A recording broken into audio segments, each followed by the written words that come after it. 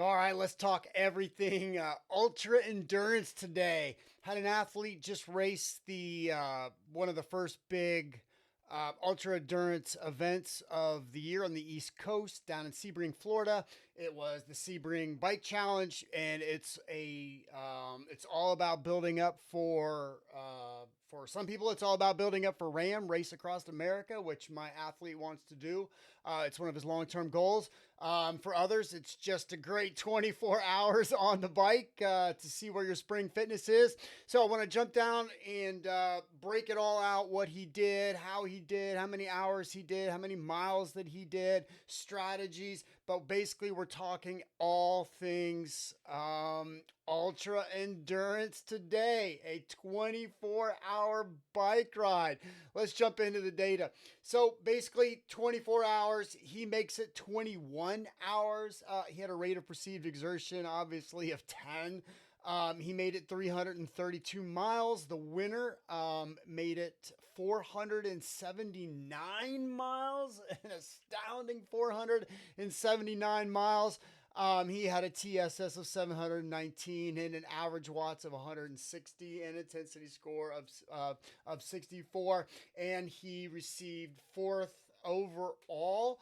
And there was a female finisher before him, so congratulations to her.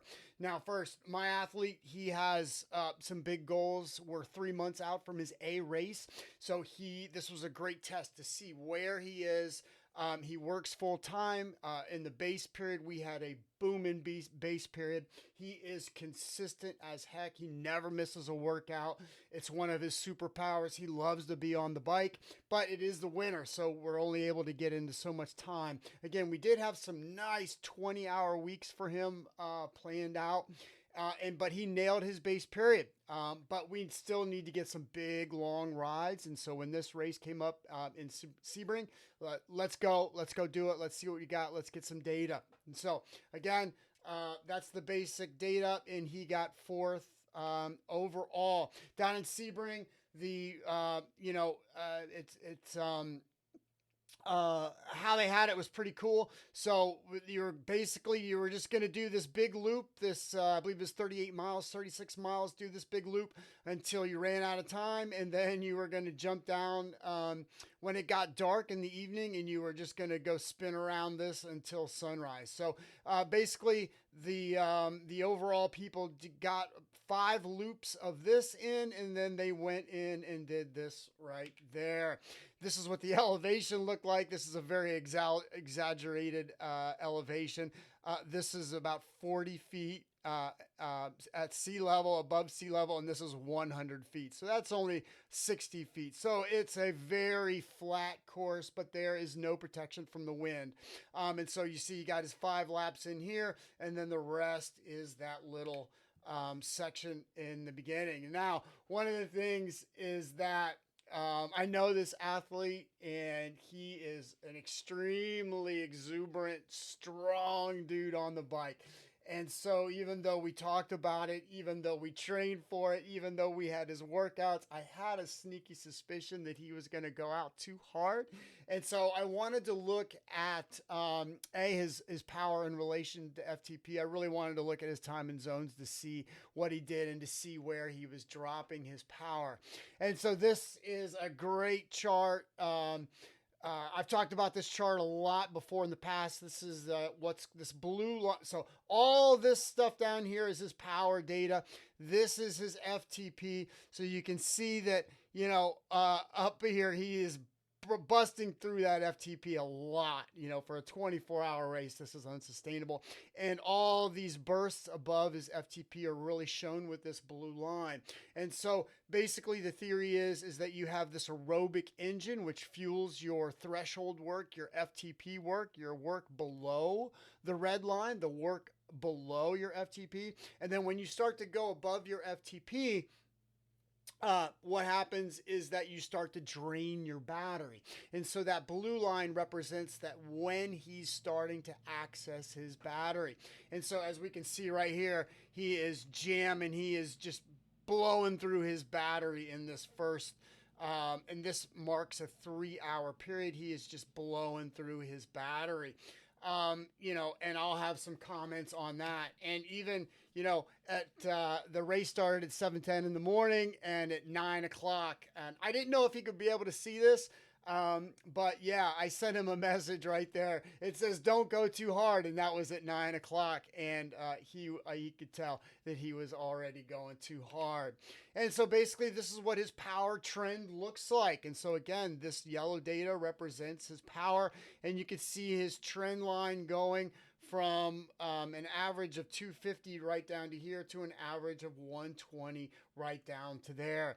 And so basically, here's his heart rate, tempo mostly. And, that's another thing. I was really concerned about his heart rate. What's his heart going to do? It was sunny down in Florida, and, he's just not used to it. He's coming out of a lot of winter training. And so it was hot, sunny, everything that you would associate with springtime Florida. Now, let's look at this. And so basically, for an endurance ride, you he went out too hard. So what does going out too hard mean, and what does it do for the rest of the ride? So basically, once you let's just look. So basically, his first 3 hours, he had a normalized power of 230. This is clearly his zone 3. He was going into above FTP. He was going into VO2 for brief seconds, a lot in those first 3 hours. But in that first 3 hours, he basically did tempo work. Now, what's great about zones and training with zones, the zones are attached to underlying physiology, and basically, that's about what you can do. You can do tempo for 3 hours until you're done. Okay, when you're in zone 2, zone 1, your body is largely burning fats. When you go to zone 2, you go to higher zone 2, zone 3, you're starting to burn more carbs. And so basically, what happens? You only have so many carbs in the blood. You only have so many carbs in the muscle glycogen. And so basically, in that first 3 hours, he burned through all his carbs in his blood, all of his carbs in his muscle glycogen, in his muscles, all that muscle glycogen in his muscles. So he just totally wiped himself out and had to rely on just trying to throw whatever sugar that he could back into his blood. But it takes about 24 hours for that muscle glycogen to fill up. When you run out of carbs, and when you're going at intensity and you run out of carbs in the blood, you run out of carbs in the muscles, then your body starts to eat the muscle. And so this is why when you go out too hard, you die 1,000 deaths to get to the finish line. And so you just can't go out too hard, especially in a 24-hour race, which should be at most zone 2. It's just basically going to be a 24 hours of zone 1 and zone 2 work. And any time above that, you have to look at any time above that, especially since it was not a group race. It was non-drafting. So it's just every individual out there against himself. And he went through his glycogen stores in the blood, glycogen stores in all of his muscles right in those first 3 hours. And so, that is, for me as a coach, this is the ultimate sin, to go out too hard. But it is the sin that so many athletes, no matter if you're a professional, this is what they do. And so, moving forward for these next 3 months going into his big thing, we're going to continue to work on him in terms of just really getting him to trust the science of watts. Okay. So in this first 3 hours, that's what it was. He had his biggest thing. He had a tempo effort for those 3 hours, and he wiped himself out, and he does make it another 21 hours. He makes it for a total of 21 hours. Now, this is a fascinating one. This is his power, but this is his speed.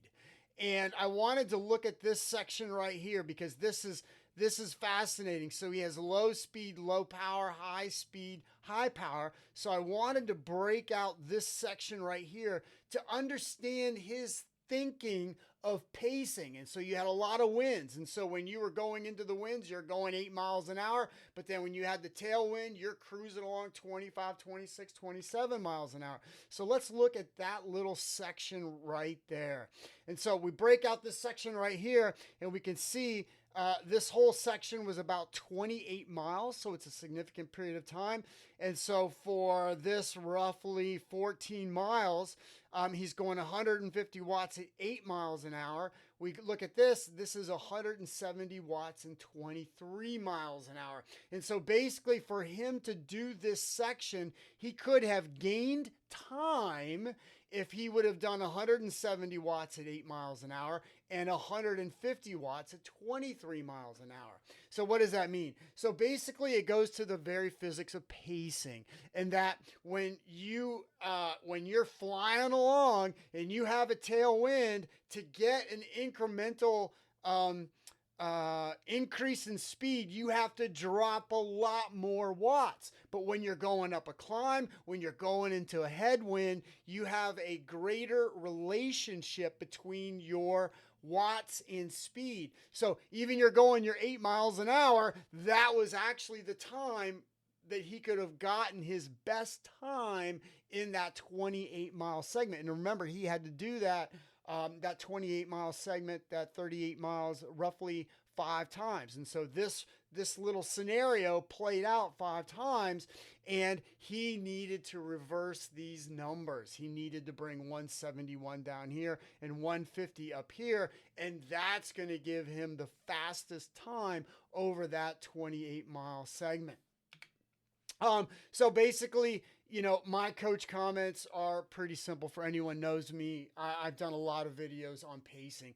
Pacing is crucial. Trust in watts, and the data, the science, the theory. It is all so well established. And that if you have a 24-hour race and your first 3 hours are tempo, that's no bueno. That is not going to work. You just depleted yourself, and you're going to die 1,000 deaths to get to the finish line.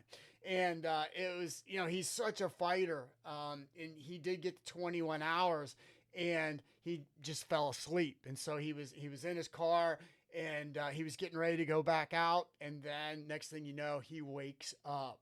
So that's a big thing, and so that's great news. So for me as a coach, this is great news, because this is such a simple fix when working with athletes, is that we just got to reverse their thinking. We have to work on that thinking, and to get them just to go easy, especially when they're starting a Gran Fondo or a monster event, 100, 120, just go out easy. I know you're feeling good. Your RPE is 0 when you're, at the beginning, and you just want to crush it and have fun and just, but if you're looking for PRs and if you're looking for your fast times, you really have to dole out those watts when the physiology of the human body calls for it. So basically, pace, establish hard floor and ceiling zones. He had a lot of time in VO2,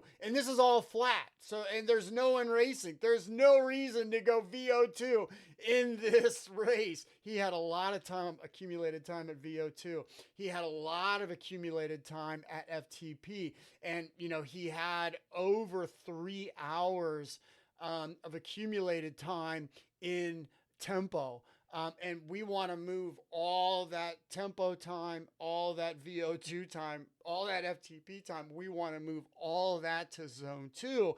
And if he would have done that, then he would have nailed that 24 hours, and he would have gotten a lot more miles in for the day. Nutritional issues. So, this is the first race of the season.